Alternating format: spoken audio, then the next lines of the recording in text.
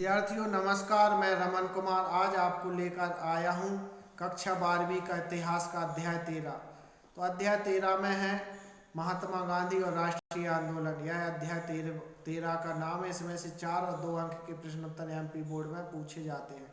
तो आज मैं पहला प्रश्न लेकर आया हूँ आपके सामने। पहला प्रश्न है कि 1905 और 1907 के बीच जो स्वदेशी आंदोलन हुए हैं उनके जो कुछ नेता थे उन प्रमुख नेताओं के नाम बताइए। मतलब 1905 से 1907 के जो स्वदेशी आंदोलन के नेता थे उन प्रमुख नेताओं के नाम बताइए। अथवा में ले सकते हैं कि स्वदेशी आंदोलन के माध्यम से उत्पन्न होने वाले भारत के प्रमुख नेताओं के नाम बताइए जो स्वदेशी आंदोलनों के माध्यम से उत्पन्न हुए। अथवा में ले सकते हैं कि लाल बाल पाल के नाम से कौन जाना जाता है। तो लाल बाल पाल के नाम से कौन जाना जाता है। अथवा में ले सकते हैं औपनिवेशिक शासन के प्रति लड़ाकू विरोध का प्रदर्शन करने वाले नेताओं के नाम बताइए।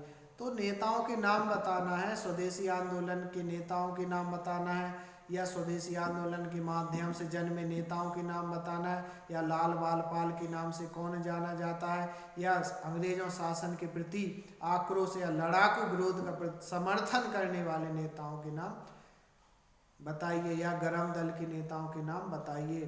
तो 1905 और 7 के स्वदेशी आंदोलन के प्रमुख उग्रवादी नेता महाराष्ट्र के बाल गंगाधर तिलक, बंगाल के विपिन चंद्र पाल और पंजाब के लाला लाजपत राय हैं। ये तीनों नेताओं को लाल बाल पाल के नाम से जाना जाता है। तो उग्रवादी नेता उग्रवादी आंदोलन के जनक हैं। इन तीनों नेताओं ने लड़ाकू विरोध का समर्थन किया था। तो इस तरह से उग्रवादी आंदोलन के ये प्रमुख नेता हैं। फिर अगला प्रश्न है उदारवादी नेताओं के नाम बताइए। तो उग्रवादी नेता थे लाल बाल पाल। अब उदारवादी नेताओं के प्रमुख नाम बताइए, या वो कौन से उदारवादी नेताओं का समूह था जिन्होंने औपनिवेशिक शासन के प्रति उदारवादी की नीति अपनाई। उदारवादी नेताओं के नाम, तो अंग्रेजी शासन के प्रति उदारवादी नेताओं का एक समूह था। तो ये उदारवादी नीति में विश्वास रखते थे। इनमें महात्मा गांधी, गोपाल कृष्ण गोखले और मोहम्मद अली जिन्ना थे। तो ये उदारवादी नेता थे। फिर अगला प्रश्न है कि 1916 में बनारस में गांधी जी का भाषण कौन से वास्तविक तथ्य का उद्घाटन करता था। तो 1916 में जो गांधी जी ने बनारस में भाषण दिया था वह कौन से रहस्य यानी तथ्य का उद्घाटन करता है। मतलब कौन से रहस्य को दिखाता है, यानी उनका जो भाषण था 1916 का, उनकी भाषण में कौन सी उनकी मनसा जाहिर होती है। मतलब उनकी कौन सी अभिव्यक्ति जाहिर होती उस भाषण से, उसमें क्या राज छिपा था। तो महात्मा गांधी स्वयं की इच्छा की यह प्रथम सार्वजनिक उद्घोषणा थी। महात्मा गांधी ने अपनी इच्छा से स्वयं की एक उद्घोषणा की थी कि संपूर्ण भारतीय लोग भारतीय राष्ट्रवाद को और अधिक अच्छे ढंग से प्रतिनिधित्व करने में सक्षम हैं। तो यह उनकी मन की उद्घोषणा थी कि संपूर्ण भारतीय लोग भारतीय राष्ट्रवाद को और अधिक अच्छे ढंग से प्रतिनिधित्व करने में सक्षम हों। फिर अगला प्रश्न आता है कि 1917 का अधिकांश समय गांधी जी का कैसा बीता। मतलब 1917 का जो समय था वो गांधी जी का कैसे बीता। 1917 का समय, तो 1917 का अधिकांश समय महात्मा गांधी जी का किसानों के लिए काश्तकारी की सुरक्षा के साथ साथ अपनी पसंद की फसल उपजाने की आज़ादी दिलाने में बीता। मतलब ये 1917 का जो काम था, उनका कार्य था उस समय किसानों के लिए वो उस काश्तकारी की सुरक्षा के लिए तथा जो वो अपनी पसंद की फसल उगा सकें, तो ऐसी उपज को उगाने के लिए उनको आज़ादी दिलाने में उनका समय बीत रहा था। फिर अगला प्रश्न है कि 1918 में गांधी जी गुजरात में कौन से 2 अभियान चलाए। तो गांधी जी ने गुजरात में 1918 में कौन से अभियान चलाए थे। 1918 में गांधी जी ने 2 अभियान चलाए थे।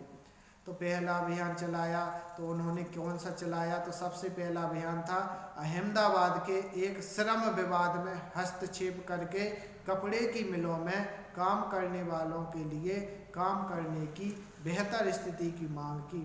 मतलब एक अहमदाबाद में एक कपड़े की मिल थी, उसमें जो काम करने वाले मजदूर थे उनको उनकी जो बेहतर स्थिति बनाई जाए, मतलब उनकी अच्छी स्थिति की मांग उन्होंने की। और दूसरी मांग उन्होंने खेड़ा में फसल चौपट होने पर राज्य से किसानों की लगान को माफ करने की मांग की। तो गुजरात में 2 अभियान चला, एक तो कपड़ों की मिलों में काम करने वाले मजदूरों की अच्छी स्थिति की मांग की कि उनकी स्थिति अच्छी हो, और दूसरी जिन किसानों की फसल चौपट हो गई तो उनकी लगानों को माफ करने की मांग की।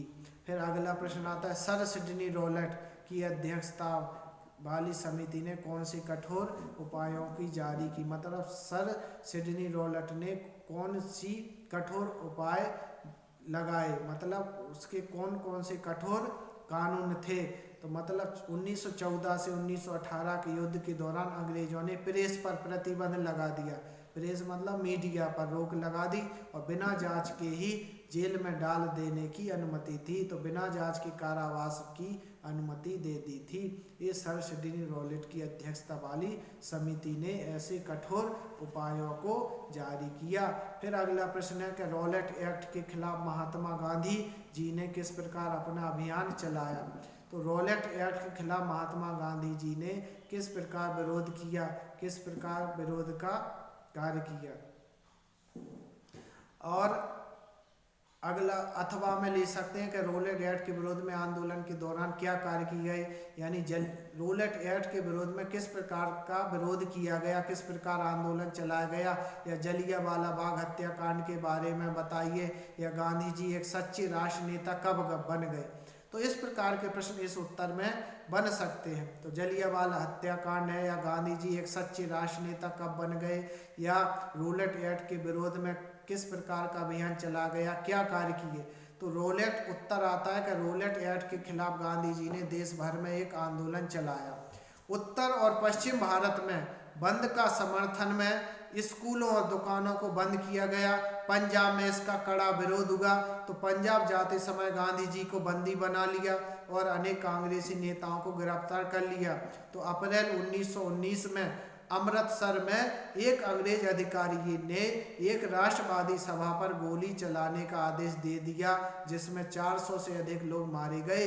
इसे ही जलियांवाला बाग हत्याकांड के नाम से जाना जाता है। तो जलियांवाला हत्याकांड क्या है कि उस समय रॉलेट एक्ट के खिलाफ देश भर में जो आंदोलन चल रहा था, तो उत्तर पश्चिम भारत में भी बंद के समर्थन में स्कूलों और दुकानों को बंद किया गया। पंजाब में भी इसका बहुत विरोध हुआ, तो पंजाब जाते समय गांधी जी को बंदी बनाया, अनेक कांग्रेसी नेताओं को गिरफ्तार किया। तो 1919 में अमृतसर में अंग्रेज अधिकारी ने एक राष्ट्रवादी सभा पर गोली चलाने का आदेश दिया। तो यह सभा जलियांवाला बाग में हो रही थी, तो जिसमें 400 से अधिक लोग मारे गए। इसे जलियांवाला बाग हत्याकांड के नाम से जानते हैं। तो आज इस वीडियो में इतना ही, अगले वीडियो में हम फिर मिलते हैं। नमस्कार।